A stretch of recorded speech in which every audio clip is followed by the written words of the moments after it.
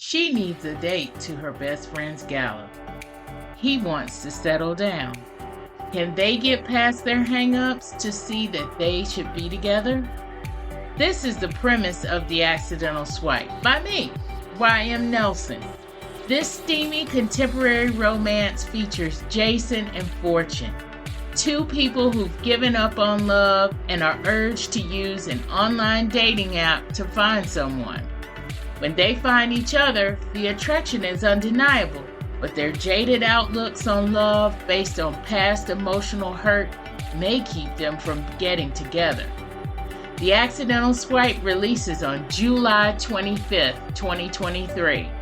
Go to ymnelson.com for all of the latest details.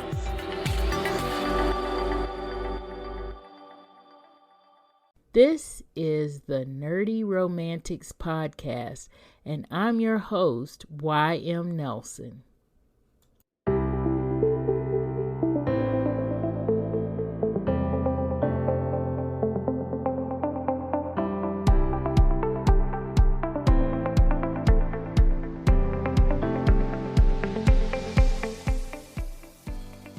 Hello, Nerdy Romantics. Today, in celebration of Valentine's Day this month, we are talking book boyfriends. And these are guys that, well, actually, I'm going to have my guest host say why or what makes a book boyfriend for them and why they've chosen these book boyfriends. For me, a book boyfriend is a hero in a romance novel that I could see myself with. Maybe he's just too good to be true. Or maybe that's just the way I think of him. One that resonates and one that I am thinking about long after the book is over. This person may be an alien, but wow, what an alien. So with me, I love a good cinnamon roll hero with a little crusty beta edge. And I'm going to talk about a little bit more about what that's about when I talk about my favorite book boyfriends. But we have two of our guest hosts joining us today, Mary Warren and Jen Graybeal. Mary, it's been a while since you hung out with us. This is 2023. Why don't you reintroduce yourself to our audience? All right. Well, I am Mary Warren. I run all of the socials and website of Fat Girls in Fiction, where we focus on representation. So you'll see that a lot of my books, and I also am an author. But I am looking forward to this because I love talking about book boyfriends. And I think you'll see a theme with my books that I've chosen to talk about this week. And I, as well, love a cinnamon roll. But I also love men who take control and take care of situations and take care of you. And that is my sweet spot for book boyfriends. You'll see that in both of the books I talk about. All right. Awesome. Jen, thanks for joining us today. Could you tell us what makes a good book boyfriend for you? Okay. I'm one. You know I love a cinnamon roll. You know I love a cinnamon roll. But I have a little bit more of a mix in terms of like the cinnamon roll versus other types of characteristics. But something I did find in when I was making my list of folks I wanted to talk about today is that they are people that care very deeply for their family. And it goes kind of beyond what we normally think about in terms of loving our family. A lot of people love families. Like, most people love their families. But these guys go just above and beyond in terms of what they do and how they take care of their community and really sort of extend that beyond a blood relation or a found family. They really extend that beyond. So that's what makes me happy. I love someone who loves his community. Oh, love that. And since you are talking about somebody who loves their community, who do you have? Who are your book boyfriends that love their community? I believe you have 3 selections for us today. I do. Well, that I had to narrow it down from like 10, but it's 3. Right? Okay. Right? Exactly. And honestly, it could have been 25, but Yeah. I'm with you you on that. we could go on like this for a very, very long time. Okay. So I'm not sure what order to do these in, but you know what? I'm just going to start at the top of my list. The first person that I thought of, and frankly, it's one of the last books that I read Okay. is Down with Callum. that. Callum Okay. from Never Cross a Highlander by Lisa Rayne. This is a new book. Just came out in December, and this is the story of Callum is a Black Highlander, and he falls for a woman named I think it's pronounced Elsa, but it's like Ailsa. So this is one of those like it's not Elsa like Frozen, it's Ailsa. Anyway, Yeah. Kind of this is Gaelic. such a fantastic book, and the author like pulled from a certain amount of real history in order to tell the story. And we start off and like we've got we've got King James is involved. We've got a tournament. We've got a kidnapping. We have uh, uh, freeing of the slaves. Like there's a whole lot that is happening in this book, and what I really appreciated is about just from an overall story is that we have these 2 characters that are so strong in their own right and so self-assured that when they come into conflict with each other because uh, uh, you should know that the kidnapping is when Callum kidnaps Elsa and she does not wish to be kidnapped. Thank you very much. Please leave me alone. But All he right. kidnaps her anyway because he's here to save her. Not just her, but a whole other group. Because what we find out is that Callum, in addition to being this the one of the warriors, they all go to the castle in order to have Elsa lives at the castle for with and takes care of the princess.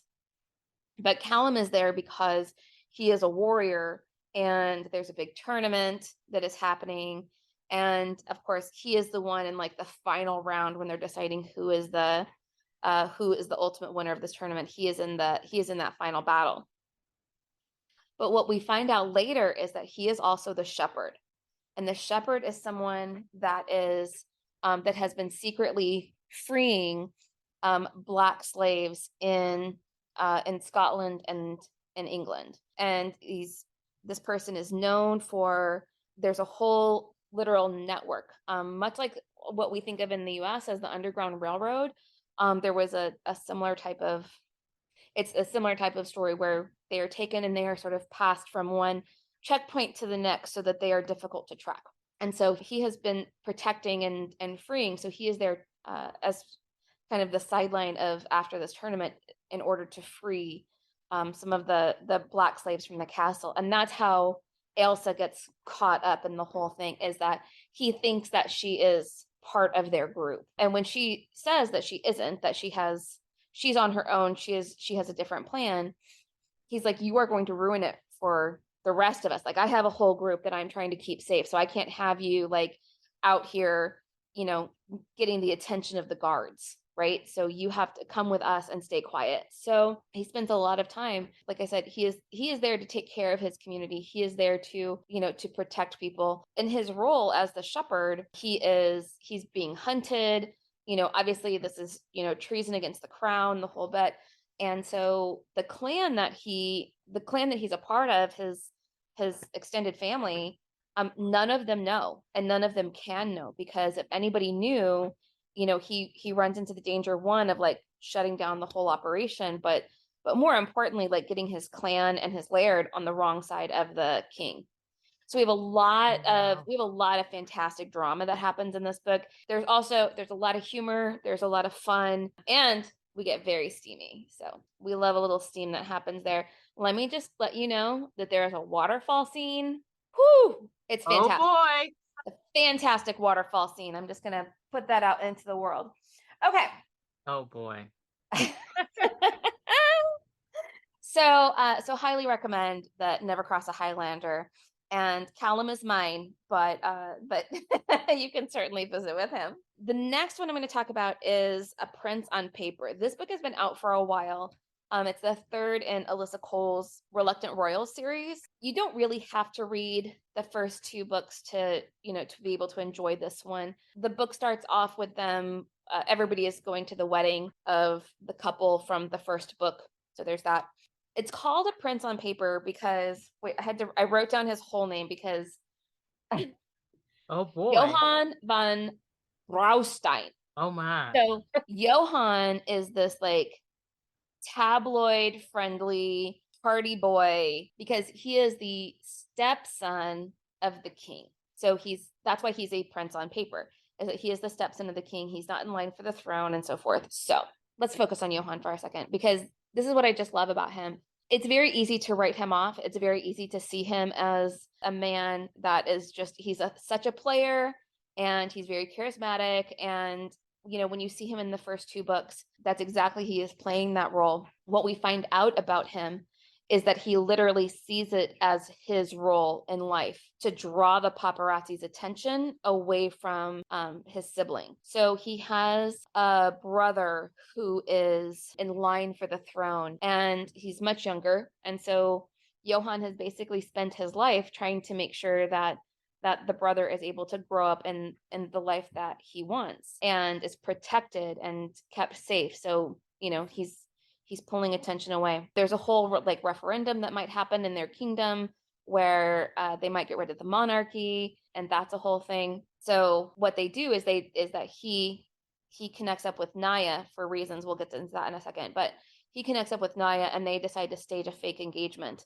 again, to kind of pull that attention away so that they are not under so much pressure. So what I love about him is that he has this really big heart. You want to just write him off as a playboy, but he has this big heart because everything he's done, he's literally lived his life in order to protect his brother. What we find out during the course of the book, though, is that his brother identifies as a they them, and it creates kind of a whole question about how this person needs to be addressed, how this will play out if and when they take the throne. And it creates a whole complication that adds just another layer of love to the relationship. And I just really appreciated that. But the thing that grabbed my attention, first of all, about Johann, one, like I said, he's in the other books, and so you kind of know him beforehand. This is book 3 in that series. So they're at the wedding. We're all going to have a good time at the wedding. And he's sitting next to Naya. They're partnered for whatever reason. Naya gets up, and I can't remember if she's headed to her bedroom. I can't remember where she's heading. But when she stands up and starts to walk away from him, he realizes that she has started her period and there's blood on the back of her bridesmaid's dress that she's wearing. And it's very obvious. Anybody that has periods has had this problem. We all know it. And so he gets up and immediately is essentially walking behind her and walking in such a way to cover her and protect her. And so what is seen is that he is escorting her, and so they can kind of escape there for a minute. Now you know why she ends up in the fake engagement situation, because everybody has seen them leave together, and she doesn't come back for a while. So it really helps her out that he does that for her. Any person that is going to stand up and help someone to avoid the embarrassment is just a prince in my book. Oh my God, I didn't even plan that. But he's just a prince. He's really just a wonderful person that truly loves his family and puts himself on the line really for to make his family life happier. He lost his mom when he was young. That's why he's the stepson. So that's why he also kind of feels like maybe he's not part of the family, because he's in this family because his mother married the king. And there's a whole wonderful romance story behind that part. But when she dies, he feels kind of like, well, this isn't my real dad. Then this isn't, really, what do I do here? But they all see him as part of the family, even though sometimes he doesn't feel like it. So it's a lot of wonderful ooey gooey, but really complicated and themes to ponder. So thoroughly enjoy my Johann. I read this book years ago, And he is one that popped into my memory when you mentioned this topic. He is one that really popped back into my head as somebody I wanted to think about talking about. Like I said, I had a very long list, but he made the cut. That's a true book boyfriend. If you Mm-hmm. read long ago and you still think yes. Mm-hmm. The last one I'll talk about. Although if we have time and you want more, believe me, I got more on my list. All right. Okay, but leaving it just at 3, I'm gonna close out with Opened Up by Eva Moore. And she wrote a hero named Adrian Villanueva. Oh, just love that guy. So, sort of synopsis of the book is this is book 1 in a series about a family, the heroine's family. Heroine is Sophia. Her family owns a construction company and they do a lot of remodels in like Northern California, San Francisco Bay Area. They get an HGTV show. And so they're going to do this whole season of television. Sophia is excited about it because what she wants is that she knows that her dad is planning to retire. Mom and dad always talk about retiring. So she is ready to kind of like take this on.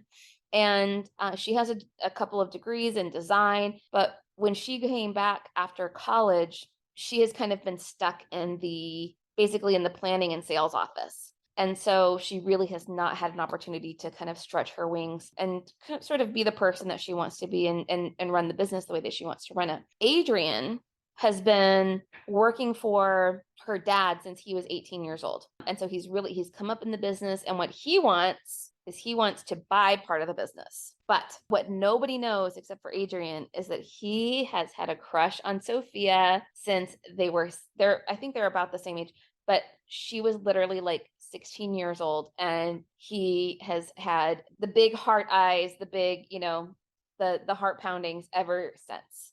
Oh, He's just been in love with her the whole time. And the family has had some tragedy, some very real tragedy that has sort of, certainly was not a good time for them to try to get together. And she did go off to college and that type of thing. It's not that he was like waiting for her, but he hasn't had another serious relationship. You know what I'm saying? So and so when the book opens, she's kind of struggling with what she wants to get out of this whole opportunity with the production company. And he, for reasons, decides it is time for him to make his move. And he does. And he thinks that she is amazing. And she is kind of surprised. Like I said, when she got back from college, she sort of went from having these big dreams to having no dreams and just working in the sales office, helping people pick cabinets or whatever, and has been doing a lot of paperwork. So she really hasn't felt like she's been, even like in the world halfway. When he comes in and thinks that she's just amazing, she's kind of surprised and taken aback by the whole thing. I love when a guy falls first. I love when he has been, secretly in love with her this whole time. I love those things, which makes them such cinnamon roll behavior. Right exactly there. full on cinnamon roll behavior, full yes. on. But here's why Adrian makes the list above some of those other cinnamon rolls that I love so dearly. What we find out is that the reason he started working at this construction company at 18 is like the second he graduated from high school, is that his mother is agoraphobic and does not go outside. So he started working his father died a couple years before this.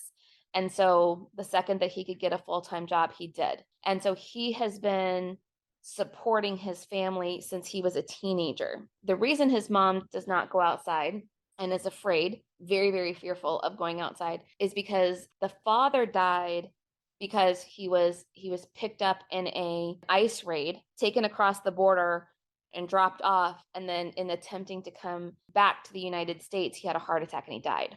And so wow, this horribly tragic situation where they lost their dad, and then mom just shut down completely and was agoraphobic. And so the only way for the family, he has sisters, and so the only way for the family to survive is that he has been the breadwinner. So he has financially supported his family all this time. So youngest sister is finishing college, which he has helped to pay for, and or paid for completely. I don't remember. There's a conversation with the sister. So that's how he's now ready. He's thinking that he's ready Dom is going to retire and he wants to buy him out and basically take over the business. In addition to being the person who's taking care of his blood relative family, the other thing that I really love and appreciate is that there's some moments, and for various reasons, their neighborhood, their community needs to come together. But the meeting place is his home. He's this pillar in the community, even as a young man, but he is a pillar in the community where he has really helped to mentor some of the other guys. He's helped to get them jobs. He's helped to, he really reaches beyond just his own household and making sure that his entire community is one that is healthy and happy. So he goes above and beyond in taking care of them. He goes above and beyond in supporting them and in teaching and training people what to do. I just thought, like I said, he's got this big giant heart. He's got all this love. And when he turns it on Sophia, let me tell you, this is such a great series. I love the family dynamics on both sides. Sophia's family is complicated. Like I said, they have some very real tragedy that they're dealing with. They have some very real stress points with the family in terms of parents trying to retire and who's going to take over the business. And the dad does not want to give it to Sophia. He does not see her as, she's not the person who's out there like climbing, and he doesn't see her that way. Frankie, who's the youngest, nobody sees Frankie that way because Frankie has always just been like the clown, right? And really funny. So nobody takes Frankie seriously. So there's this whole big drama that's happening in that side of the family. And then, like I said, Adrian comes along and he's a good boyfriend. He's a good boyfriend. We love him. I think I'm going to love him too, because this went on my TBR just as soon as you started talking about it. I said, okay. Yeah, this is a great family. It's a great family series. I like it. Yeah. Wow, you got some good ones. We've got to go out and get these, or as with the prints on paper, we may have to go out and reread these just to refresh. But Mary, what about you? Who are your book boyfriends? Okay, so whenever I am asked that question, the first one is an easy answer for me. And it is always going to be Redford Morgan from Get a Life, Chloe Brown. I love him for so many reasons. I will say the book itself is about Chloe Brown, and she is a web designer and she suffers from fibromyalgia. So she is someone who some days she's fine, some days she can't get out of bed, and she just never really knows what she's going to get sometimes. Red thinks he is the super of her building, and he thinks that she's stuck up, and she thinks that he's irritating. So they just have this like antagonistic relationship in the beginning of the book. But then one day she decides to rescue a cat from a tree, which she knows is going to be bad for her because of her fibromyalgia, and she knows that it's going to be hard on her body, but she does it anyway, and then she can't get down, so Red helps her.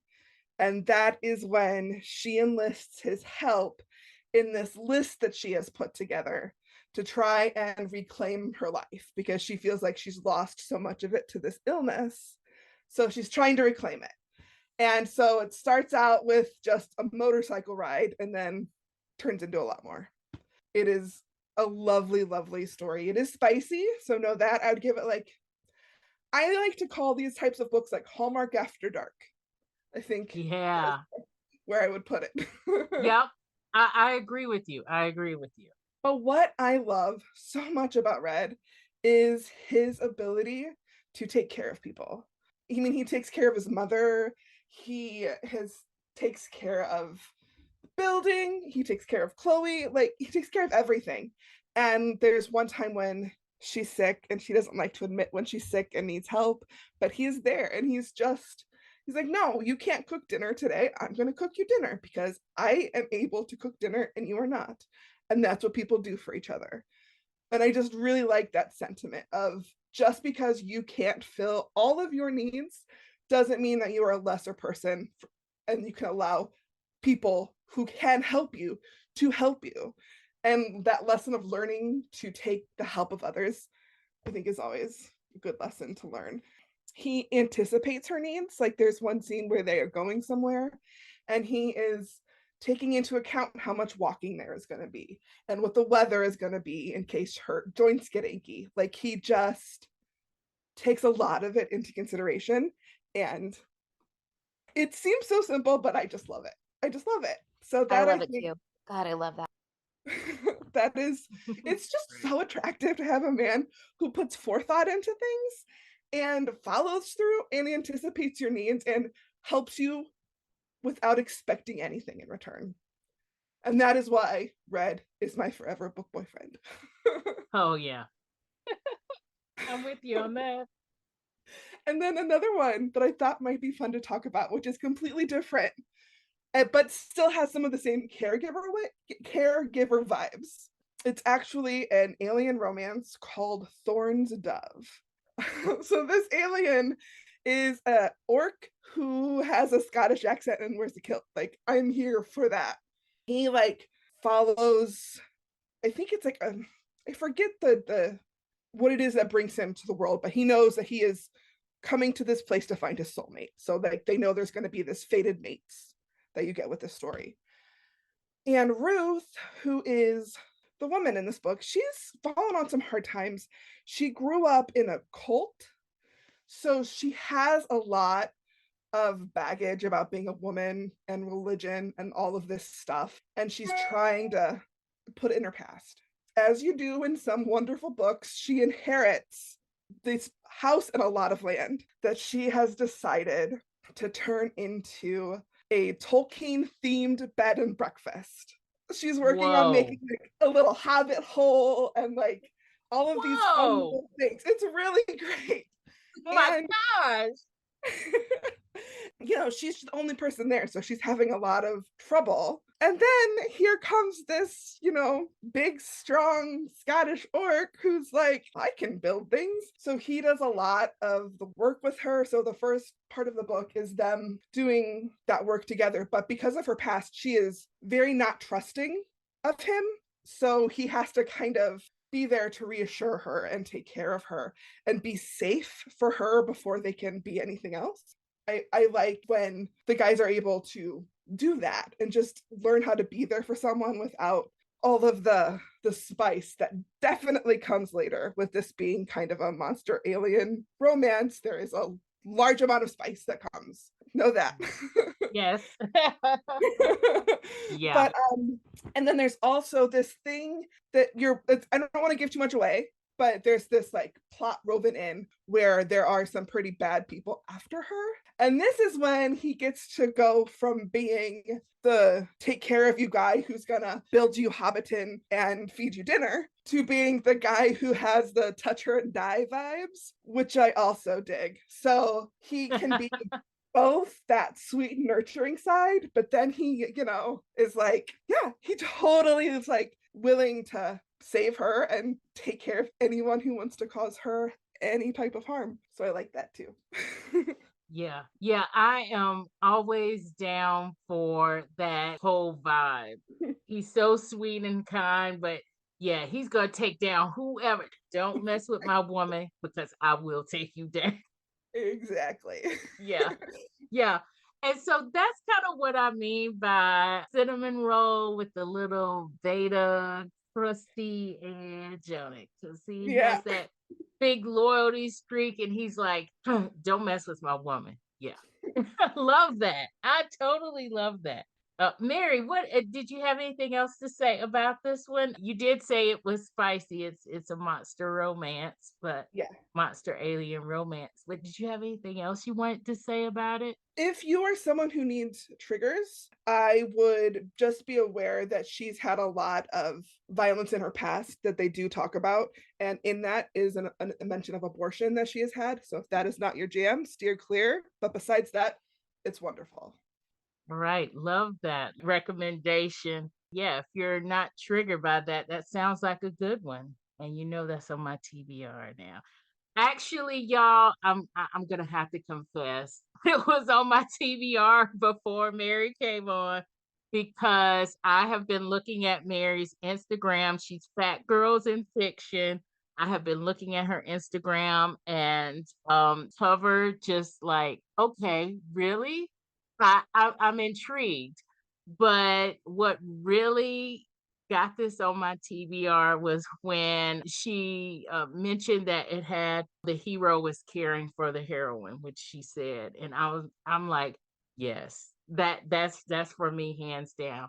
I wasn't sure about like a monster, alien, or um, it's not that that's not my jam. I haven't read enough of them to develop an appreciation yet. So, I think this one is a good one to dip your toe in the water because it's like some of them kind of okay, go off the wall and you're like, what is happening? But this one, it really does stay about the love between them and then the plot as to what's going on with her bed and breakfast. So I think it's a okay. good one to start. Yeah. All right. Good. I'm down for it then. And like I said, it's already on my TBR. But my book boyfriends, I have three, and in true fashion, at least two of them are nerdy. So that's my theme here is nerdy cinnamon rolls. Evidently, we all like cinnamon rolls, y'all. Know this. Cinnamon rolls are wonderful. They are wonderful. Nothing against an alpha, but I think part of me with the whole pandemic, it's like I really just don't want negativity in somebody that I'm supposed to fall in love with. That's why I think I just dove into the cinnamon roll hero book a lot more than I had previously before. I've always liked them because I've always found them a little more relatable than an alpha billionaire who I will never meet in real life. So that's kind of where I am as far as book boyfriends. They have to kind of be relatable, but just enough in that fantasy realm where it's like, okay, I might not meet him on the street. I'm okay with that. But hey, he could be out there. I'm not gonna lie. The first one that I put on my list, who's not nerdy, he's not nerdy, but he is in love with a nerdy woman. The name of the book is Rafe by Rebekah Weatherspoon. We talked about Zenny, which is book 2 of this series. It's called the Loose End series. And I think it's just 2 books in this series.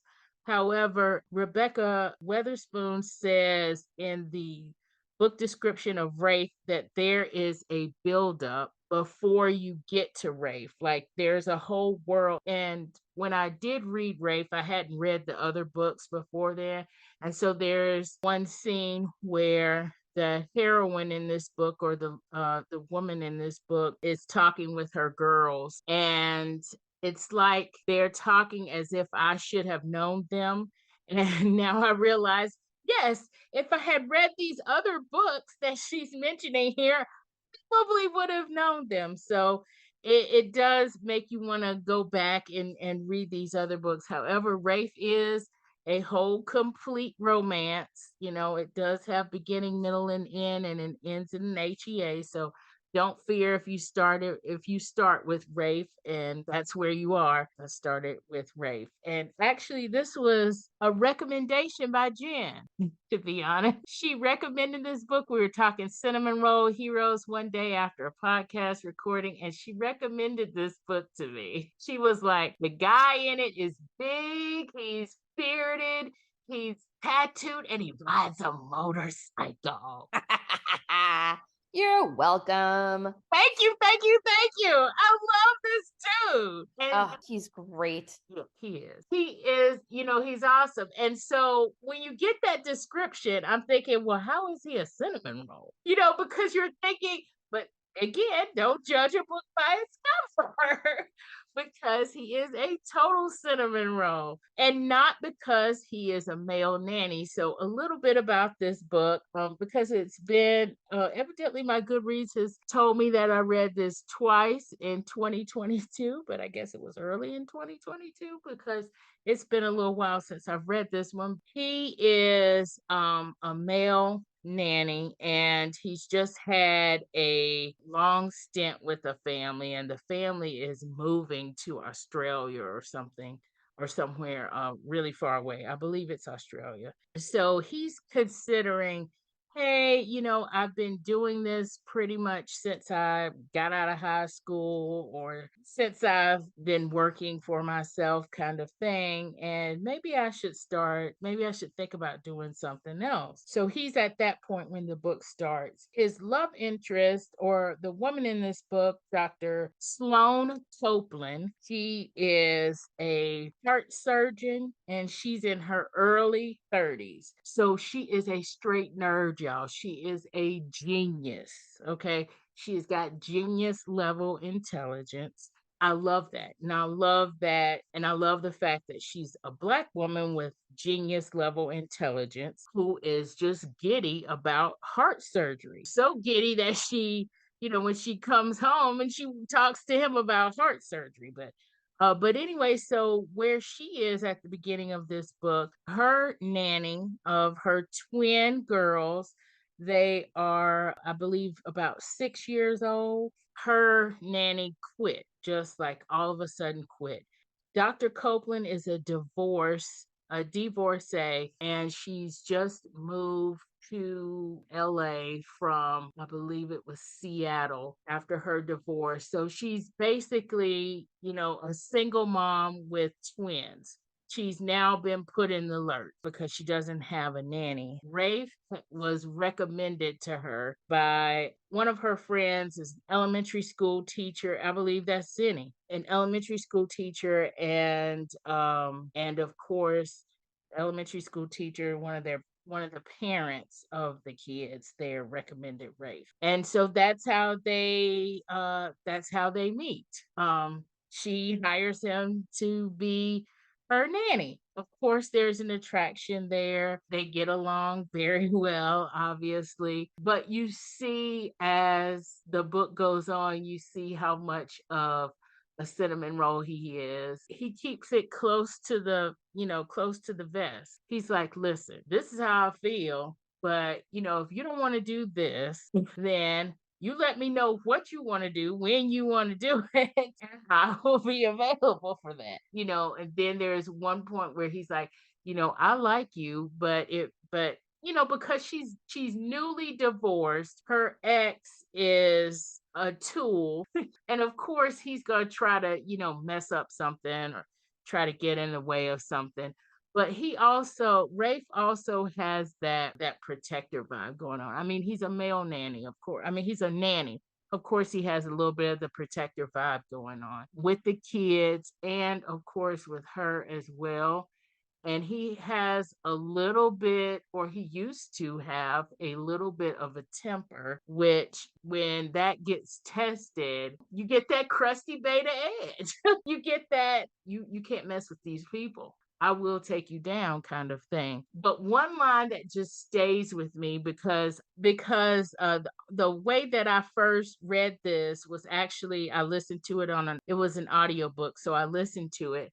It was just so funny because Sloan and Rafe are talking and she's like, what are you doing? And, why are you doing all of this kind of stuff? And I think they're in the kitchen and, she's like, why are you doing all this? She's kind of like, I can't believe you're, no, actually, she's like, she's not sure of, what they're doing. Like he's kind of trying to set up a little romantic kind of scenario kind of thing.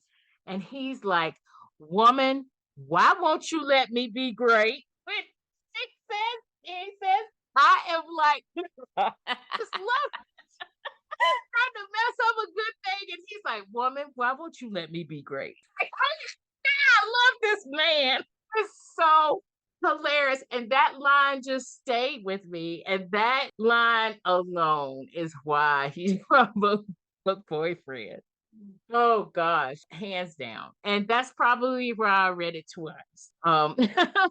As far as who would love this, I mean, obviously, if you love a cinnamon roll hero, there is spice. As you can probably tell, we all love a good love scene. But I will say this about my love scenes. I like for my love scenes to feel like they're real. People don't look and act like they do in movies, and they don't really do that in real life. Somebody says, hey, my foot is caught, or why won't this, shirt come off? Or, there's problems, or they're just talking moments where you're just talking about, hey, is this what you want to do? Or, hey, do you like this kind of thing? There should be conversation that happens.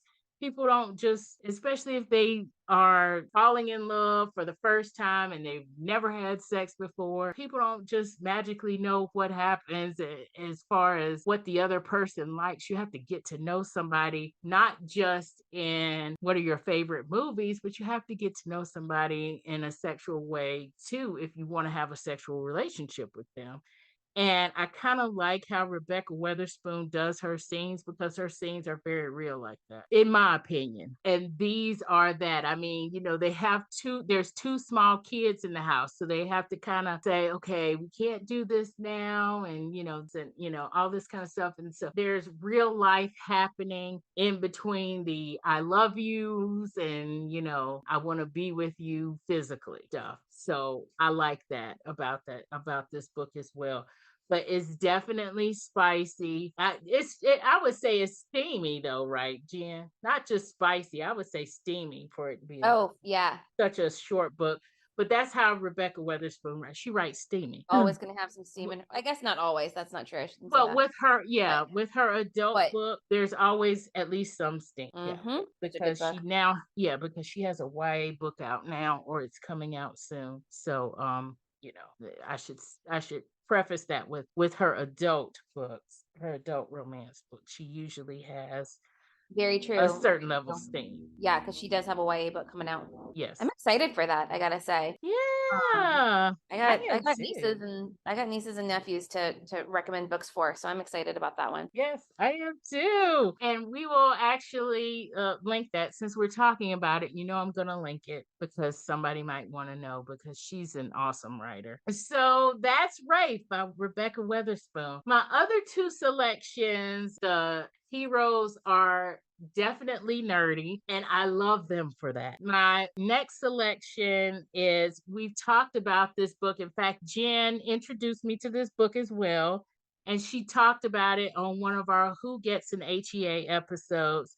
It's called After Hours on Milagro Street, and it's by Angelina M. Lopez. And the hero in that, and I must confess, because she talked about it, I then read it.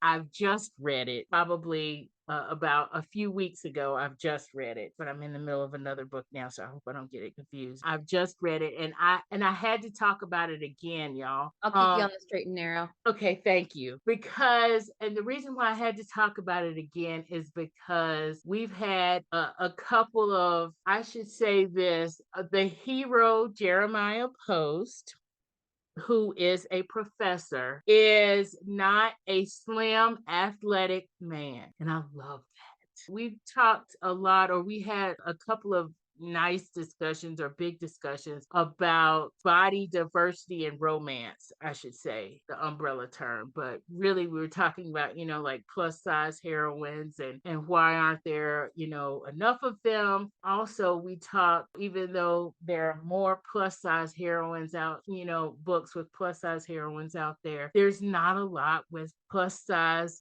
heroes or big handsome men. For the amount that's plus size heroines, they're even less for big handsome men. And this book has a big handsome man in it, and he is a history professor. This book is actually set in Kansas. The heroine, it's really her book. The heroine, Alejandra Torres, who everybody calls her Alec, she is a bartender, and she grew up in Kansas, but she wanted to leave this small town in Kansas as soon as possible. And And she did and went to Chicago. And as we open the novel, she's actually come back to Kansas because she's a bit of a hothead. And we will call her an alpha heroine. She's definitely an alpha heroine. And Angelina Lopez likes to write alpha heroines. Strong women, very opinionated women, and very much independent, stand their ground kind of women. Alex is one of those, but she got a little bit rowdy with the people that she worked with, who the guy was a tool. But I don't know why I keep using that word, but anyway, the guy wasn't great that she worked with, and she did it for there are noble reasons why she did it. It's just she did it in a certain way that got her fired. Or so she's back in Kansas, and her plan, because she's this strong woman, her plan is to help her grandmother, who's just had a major surgery, help her grandmother resurrect their, is it just a restaurant, is it a restaurant and bar, or is it just a bar? It's a restaurant and It's bar, a restaurant right? and bar. Yeah, they serve food. Yeah, so help her kind of resurrect what she thinks is this failing, well, yeah, it does have some issues, failing restaurant and bar that her grandmother owns. Alex has a few sisters, two other sisters or three other sisters, so, two other sisters. And so she's kind of consulted with them and tried to make a pact like, hey, let's all, get together and we'll give grandma an early retirement and we'll take over the restaurant. The restaurant is, of course, it's in this small town, but it's downtown in this small town. It is on the first level.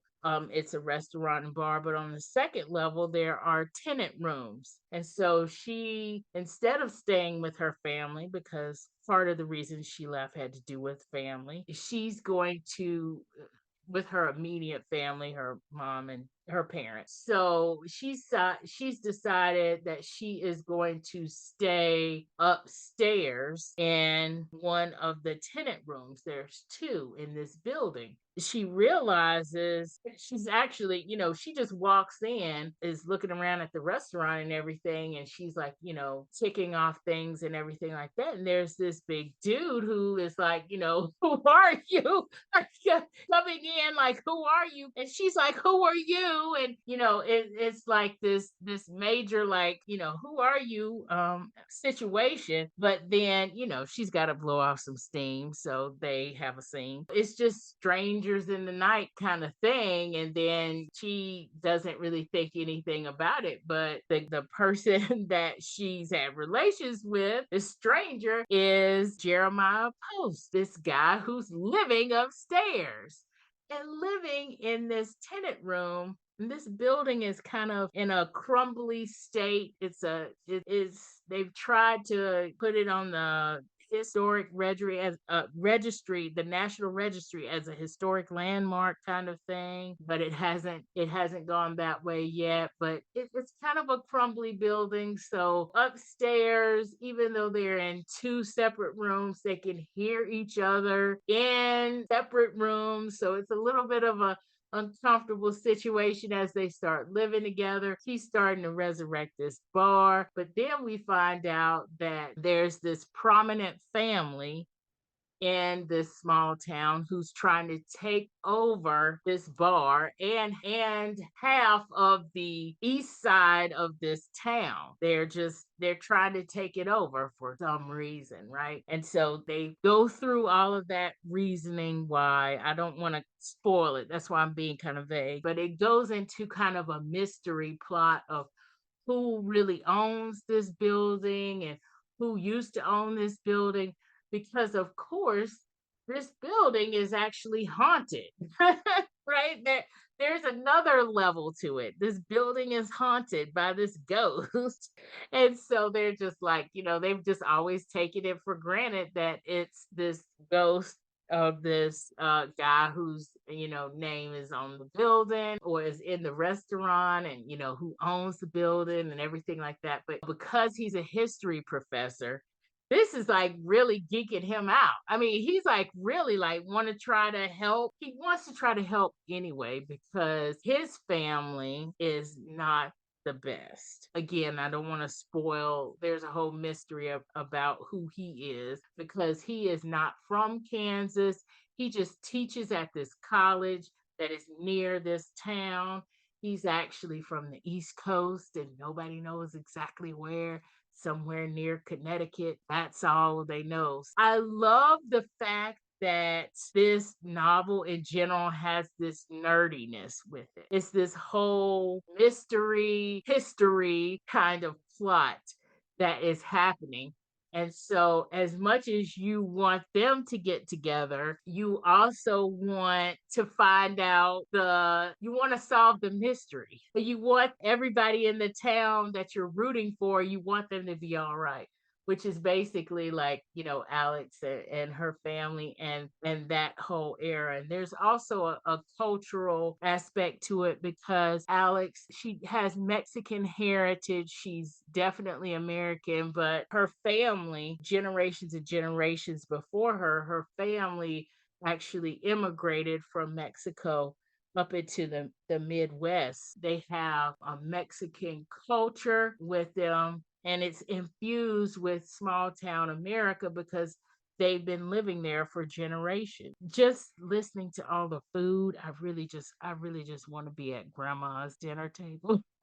Let's be honest, I want to be at grandma's dinner table on Sundays. Oh my God, me too. Absolutely. With the food. Oh, that it was just it was so wonderful. But then there's also this little tinge of, as there always is when you're bringing this cultural aspect in and into a novel, and but also just into the story of America. There's always this kind of a discrimination or prejudice or a stereotype or something of that nature. So she does kind of show the whole side of what it means to be of Mexican heritage, of Mexican American in middle America. That whole aspect of it was also, very intriguing to me because, of course, it's amazing how it's been whitewashed to as if it didn't exist, as if this whole immigration did not exist. It's a lot like,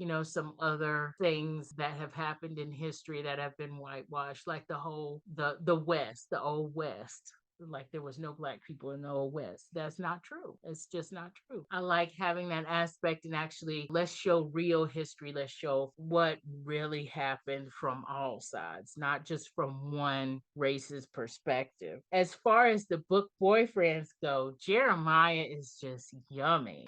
He's yummy, and he's a little bit dorky, which I like, and a little bit nerdy, but he's very much, this is how I feel. And the thing is, I mean, he is in love with this woman who is an alpha heroine.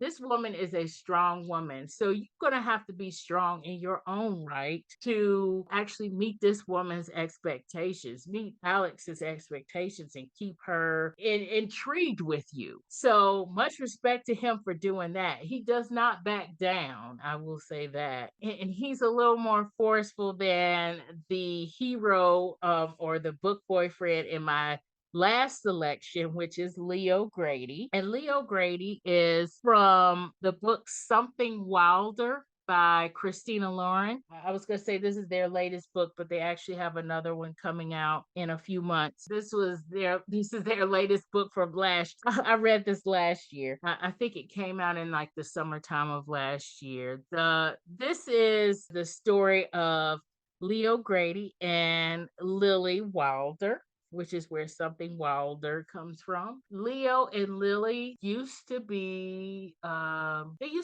couple back in the day before he left and went to New York for a big swanky job at a tech company because he is a nerd as well. He's a math genius. He writes algorithms for this tech company. He has a group of friends And part of the reason why this, kind of stuck with me, because I'm writing right now. I'm writing a book that has a group of guy friends, and the dynamic between a bunch of guy friends who used to hang out in college is hilarious, especially when they all have very, very different characters. I'll love it. Yeah, they're very different personalities. And Leo he's the guy, the reasonable guy. He's the kind of, okay, y'all, let's all get it together. But he's also, which puts him in cinnamon roll land. He's also very feeling, and he doesn't want to, hurt people's feelings and things like that. But he's very much practical, because he's like, hey, what are we doing here, guys? Let's get it together. And then you have one of the guys who is a total emotional cinnamon roll, like Cinnabon cinnamon roll. I mean, he is just like, oh my gosh, I love you so much, kind of. And he's hilarious. And then you have one jerk, and then you have one, where do we go with this, kind of person. Leo and his friends, every year they go on a vacation, and one of the friends plans it. They don't really tell the other friends where they're going. They just plan the vacation, and they're like, okay, everybody, we're going to take this amount of time off, and you got to pack this, and this. And so that's what one of the friends has done. And it just so happens to be the jerk friend, but you know that right away. I'm not giving anything away with that, but he has planned the trip this year, and he's told people to pack these weird things like hiking boots and other kind of weird stuff. And so they've packed all this stuff, and they're getting on a plane, and they're going out into the middle of nowhere. Turns out I believe it is in Wyoming or someplace. I can't exactly remember. I'll have to pull it up. They are going out, somewhere kind of near in Sierra Mountain kind of territory, way out west. And when they get there, they are all at this place with tent. Well, actually, when they get there, they get off the plane, then they get off of I believe it's a train, or somebody drove them somewhere. They're out in the middle of nowhere. And then their tour guide comes and gets them. The tour guide is a woman. And so they're like, wow, like, oh, wow, this is going to be nice. And so the tour guide is a woman, and tour guide comes and gets them. And of course, these are all city boys. They are just out of their element a little bit. So they go to this campsite, but it's a campsite that's kind of, how you have campsites in a park where you can actually go and use an indoor toilet.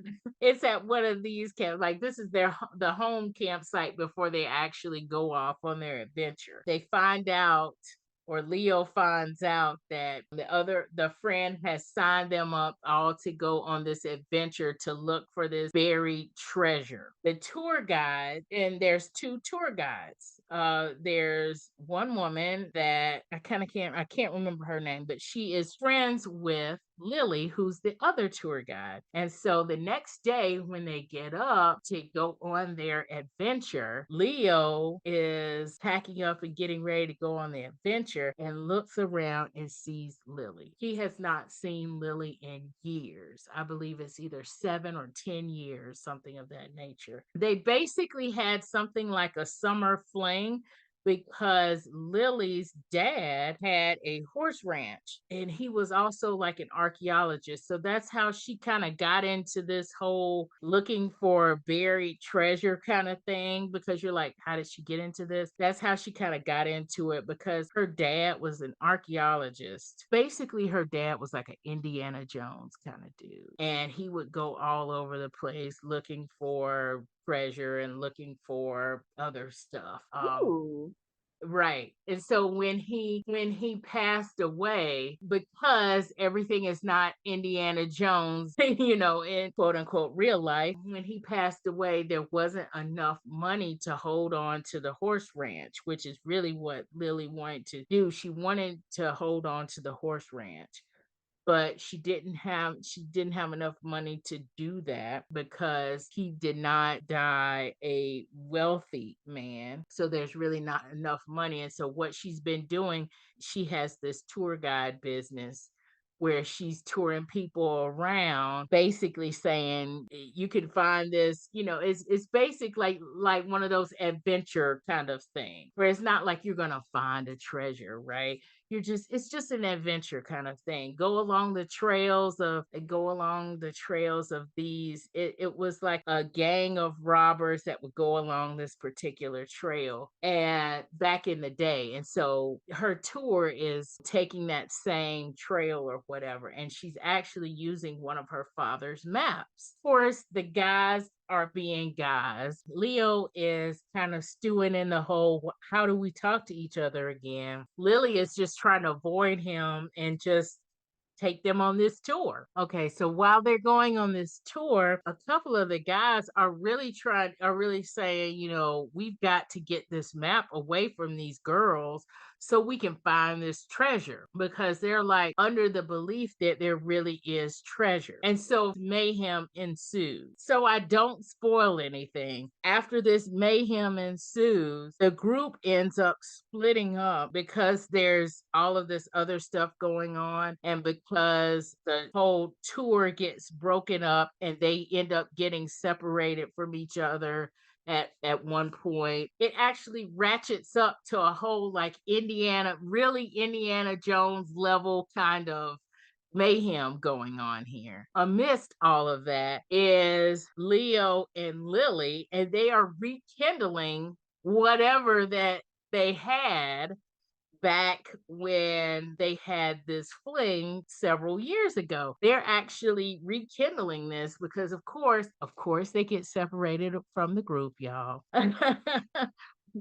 There's this whole so there's this whole rekindling of this romance, and actually they don't. What I like about this is, well, it's nerdy. I love the fact that it's nerdy, but I also love like Indiana Jones kind of mysteries. The Mummy, I'm one of those weirdo Mummy fans. Yes, I am one of those. Things like National Treasure. There's a show on Netflix called Lupin that I love because I love like little mysteries and hijinkses and things like the Italian Job and all that kind of stuff.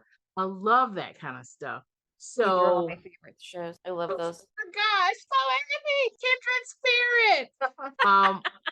Yeah, I love all that stuff. And so having that in a book and reading it in a book and watching it unfold and also having a serious romance because that's this other stuff is actually the subplot. The romance is the big plot. So having all this wonderful nerdy goodness and having a romance. And yes, everybody, this is another one of the steamy romances out there. Mary, I'm going to take your phrase, Hallmark After Dark. I would say that this one was kind of like a Hallmark After Dark kind of spicy. Christina Lauren, they usually give you 2 or 3 good scenes, on page scenes, but it's not like over the top erotic romance kind of thing. But I'm gonna say Hallmark After Dark. With this couple, even though they're at this point where they're trying to avoid each other or they're trying to figure out what happened,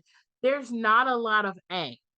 Some people do not like angst and they want something very low angst. I will also say Rafe is very, very low angst. This is kind of maybe medium, but they really get over their problems and rekindle their romance fairly quickly in the book. And they do it kind of at the same time all of this hijinks is ratcheting up as the stakes are ratcheting up. So you're hooked on that, but you're also hooked on this romance happening. The thing about Leo as a book boyfriend and as a nerdy book boyfriend, as we see with Indiana Jones and with some of these other heroes, they have to have a certain kind of intelligence to get through puzzles and mystery and misdirection in order to actually solve whatever the mystery is. And he's like a major reason why the mystery plot gets solved. And also he's why there's an HEA at the end, because he's who he is. He's just practical, down to earth, nerdy guy who has his moments of being hot, is all for this whole mystery kind of plot, and is in the middle of this mystery kind of plot or this finding treasure kind of thing. It's the best. It is just the best. I ate this book up. I just kept flipping pages. It was just so awesome. There are my 3 book boyfriends: Rafe from Rafe, Jeremiah Post from After Hours on Milagro Street, and Leo Grady from Something Wilder. Ladies, this was so fun talking about book boyfriends. Oh my gosh, I love this. This is my favorite. I could talk about book boyfriends all the time. Oh my gosh. So that means y'all know we're going to have to do another one of these. Absolutely. Yeah, we're totally going to do another one of these. But before I let you go, Mary, I saw that you had a book out, but tell us what you got going on. Who's your book boyfriends that you're writing? So my first book boyfriend is Graham, and he is a time traveling Highlander. So that's the book that's already out. And of course, I love cinnamon rolls. So all of my heroes are just gooey, gooey cinnamon rolls. So Graham is a time traveling Highlander. And then my next book, which comes out March 14th, is called A Spotlight on Poppy. And it's kind of it's in the same world. So Poppy is Hannah's best friend, and she goes to the same witch at a Ren fair to get her own love spell, but it works out a little differently than she had planned. The guy who is her hero has like golden retriever cinnamon roll energy. Like, he's just wonderful. So all right, I love that's what's coming up for me. Are they in a series? They are. Are they standalone? Okay, they're standalone, but they're in like the same town. So you don't have to read them in order, but they're same characters in them. Okay, cool. All right, so others to put on our TBR list. I can't wait. And I can't wait to talk book boyfriends and everything else nerdy and romantic with both of you ladies. It was so fun having you on. Jen, Mary, thank you for coming on. Thank you so much. Yeah, it was such a good time. Always a good time. So that's all for this episode. We've got a new website at nerdyromanticspodcast.com. But don't fear, all of our episodes and their show notes are on our new website. While you're there, please consider donating to our podcast with the donate button at the top right-hand corner or the Buy Me a Coffee button on the show notes for each episode. Your donations go straight to keeping this podcast on the air and keeping all of our episodes out there for you to listen to whenever you want to. If you want to get our show notes in your inbox, please consider signing up for our Nerdy Romantics newsletter. The sign-up form is at the bottom of each page on our new website. Thank you for listening.